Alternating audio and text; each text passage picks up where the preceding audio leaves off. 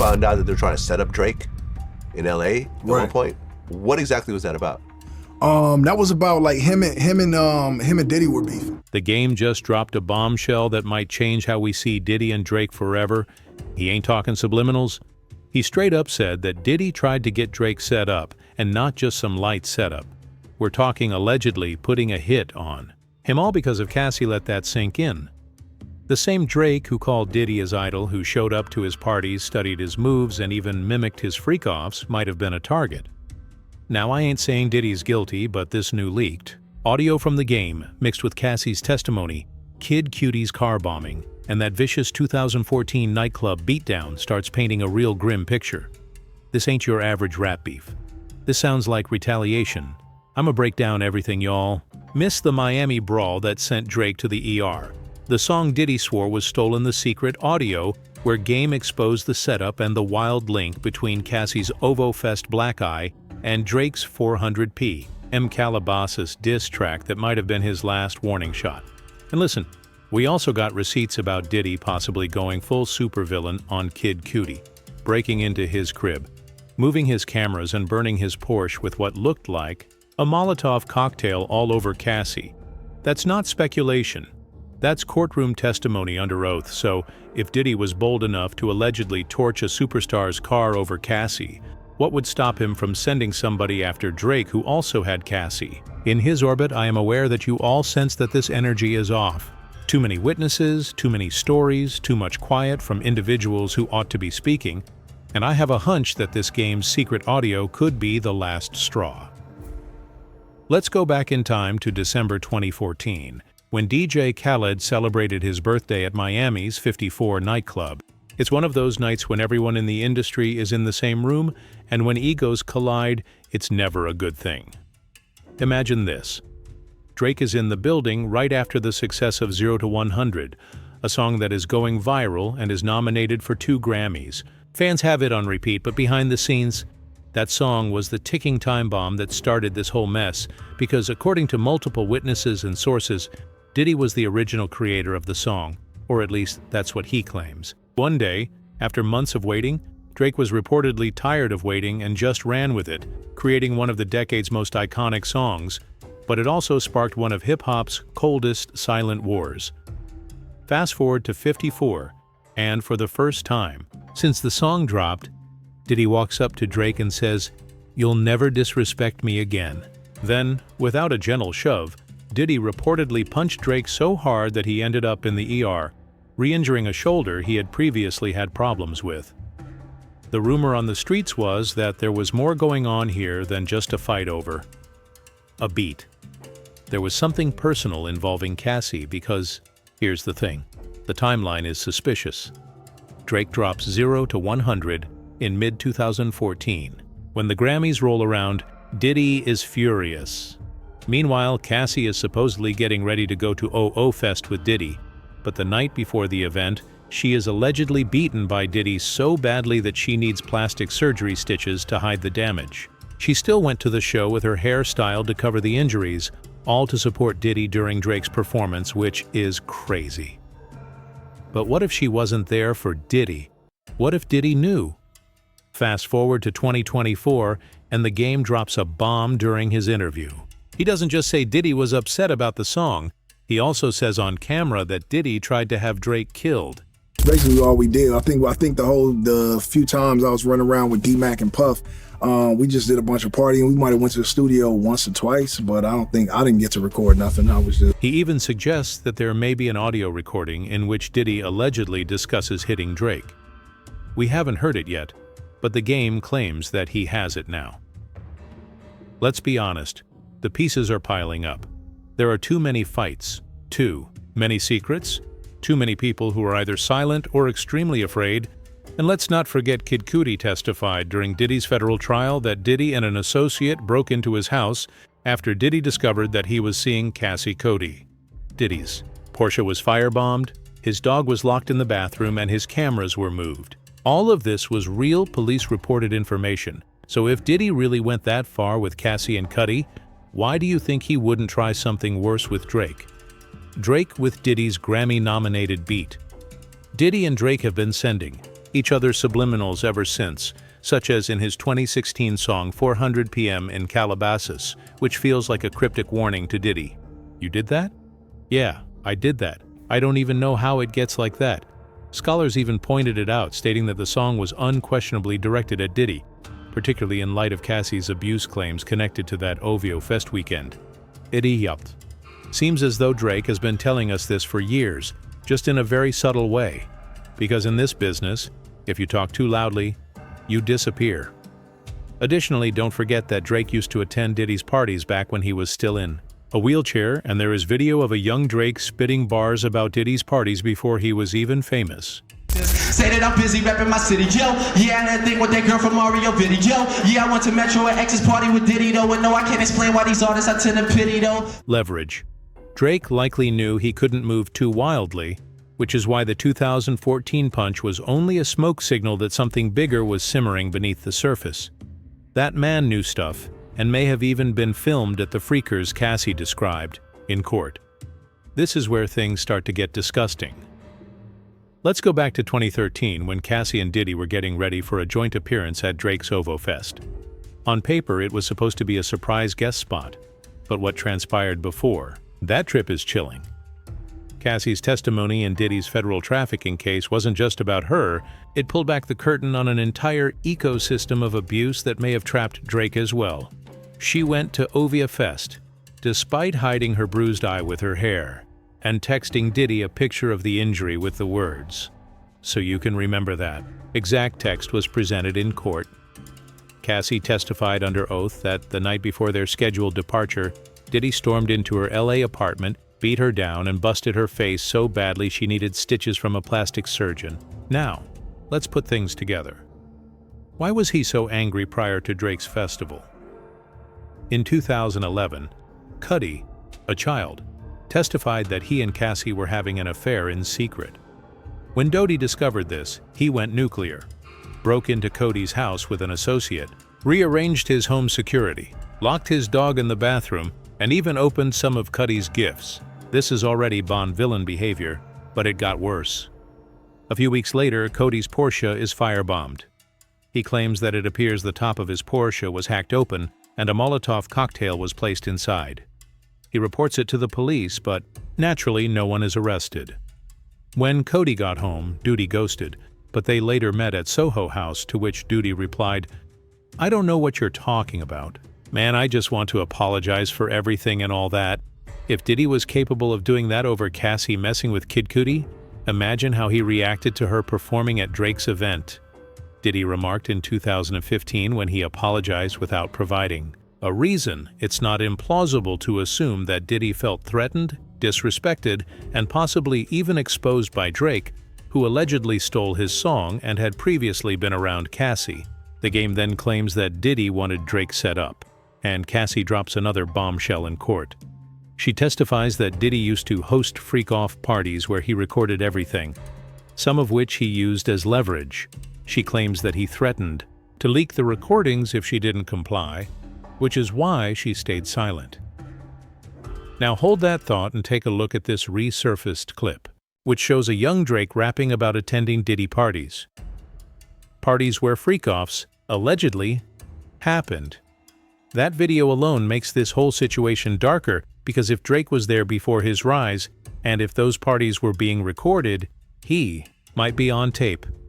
Just like Cassie said, that's potential blackmail. Right there. This might explain why Drake never took legal action after Diddy put hands on him, why he let that punch slide, why he never talked publicly about Cassie even though rumors swirled about them being close. Maybe Heck knew, maybe Hess saw, and maybe he stayed quiet to survive.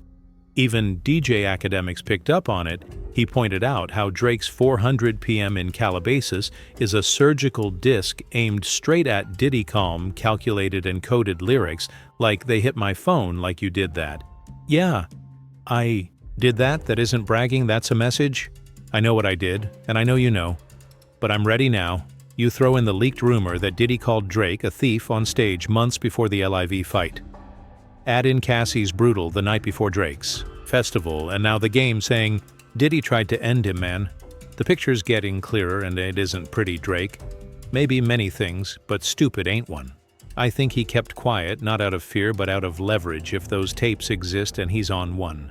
His silence might have been. The price for survival. We already know Diddy isn't afraid to make threats. In fact, Cassie claimed that she had received numerous warnings.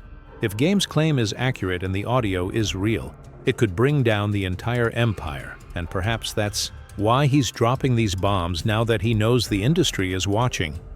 What if he has nothing to lose? Well, here's where it gets twisted. You'd think that Game and Diddy would be at odds, especially since Game called out Diddy for attempting to get Drake lined up. But if you go back a few years, you'll see that these two were strangely close.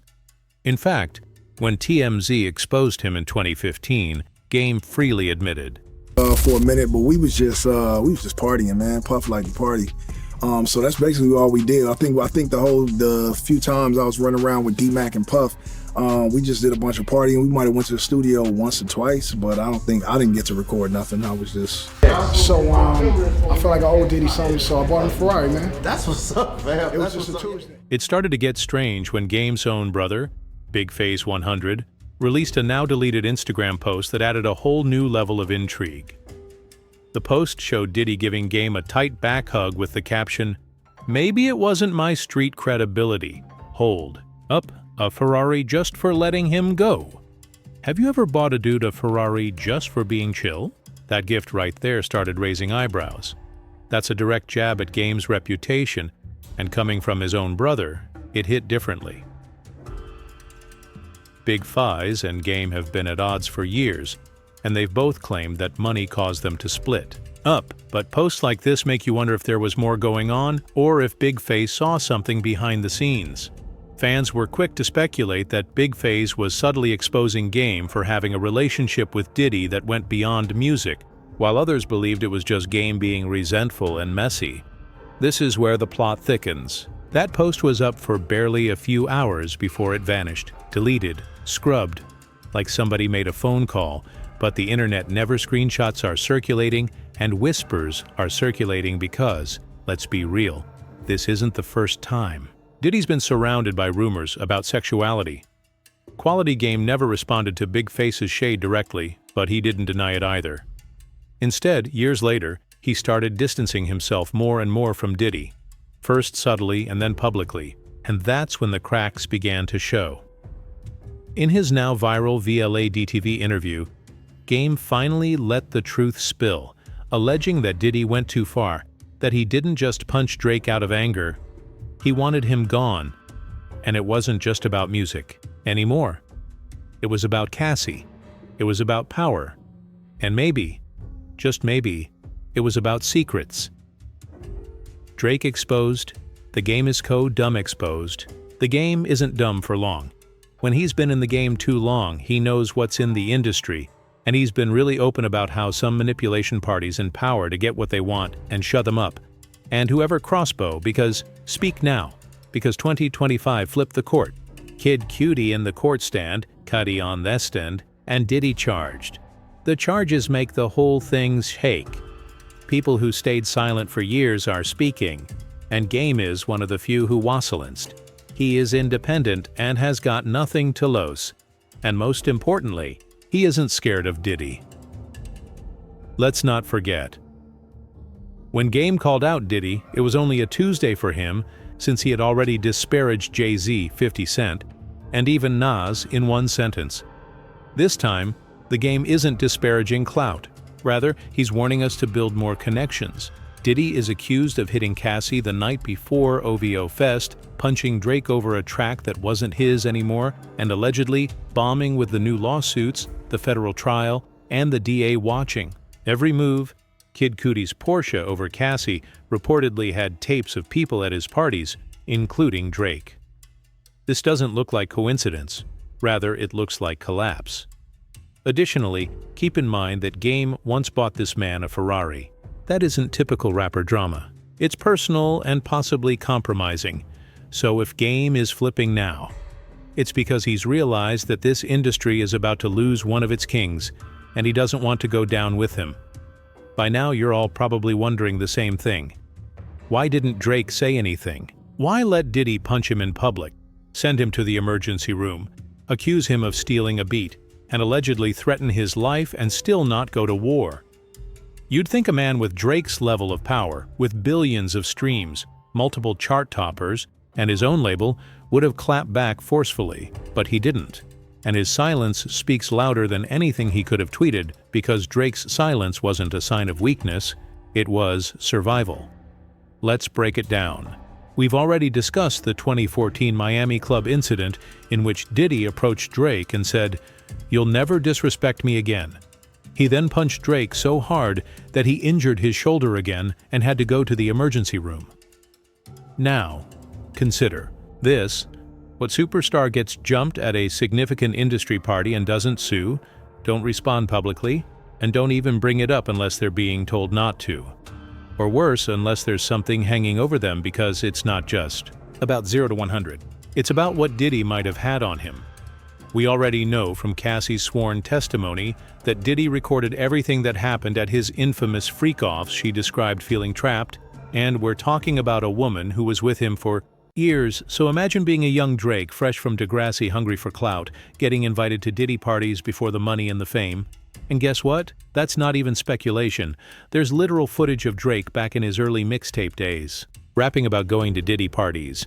Think about that, Drake, barely known, surrounded by cameras at Diddy's private events, where the tapes were rolling now. Layer that with the possibility that those tapes might show more than just music networking.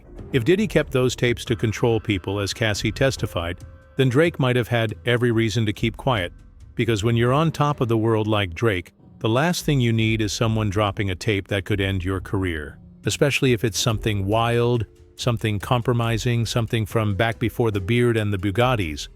Now y'all know Drake don't stay silent forever, he just picks his shots like a sniper. That's why 400p M in Calabasas was so slick, those bars were all aimed at one man. It was Drake's quiet warning, his way of saying, "I know what you did, I know how you move, but I'm still here, and I'm not scared." That track wasn't for Billboard, it was for the industry. But Drake never named names, never said, Diddy never aired out details because maybe he knew. He couldn't remember Drake's OVO Fest in 2013. That's the one Cassie attended with Diddy, but according to court documents, the night before, Diddy beat Cassie so bad she needed facial stitches. She still showed up, but with her hairstyle covering her swollen face, and she said Diddy was furious about something.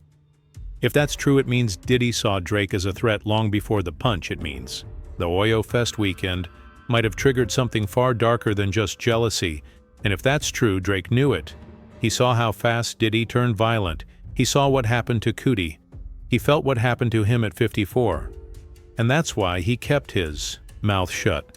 The game might be wild, but he's not a liar, especially when he names names. If Diddy really tried to line Drake up in LA, and if the game knows about that, then Drake's silence wasn't just about tapes. It was about staying alive sometimes. The most gangster move is keeping your head down and living to wrap another day. Court documents, messages that were leaked, audio clips, images, and eyewitness accounts, FBI subpoenas for deleted film of torched cars, faces, and bruises, unintelligible. Tweets were talking about stacked evidence now, most of which is in government hands, rather than internet hearsay. As each celebrity is subpoenaed one by one, we're discovering that this wasn't just about sexuality or freak-offs, but rather about blackmail, extortion, and control. Cassie's testimony didn't just expose Diddy as a violent partner, it outed him as an alleged predator with leverage on the biggest names in hip-hop: Drake Kid, Cootie Usher, Justin Bieber, maybe even Game. So when Game says there's a leaked audio of Diddy putting a hit on Drake, y'all better believe the feds are listening. And if that tape surfaces in court, this whole empire gone. Now, let's circle back to Drake. What if he's been sitting on something this whole time? Think about it. He's never commented on Diddy about that 2014 fight.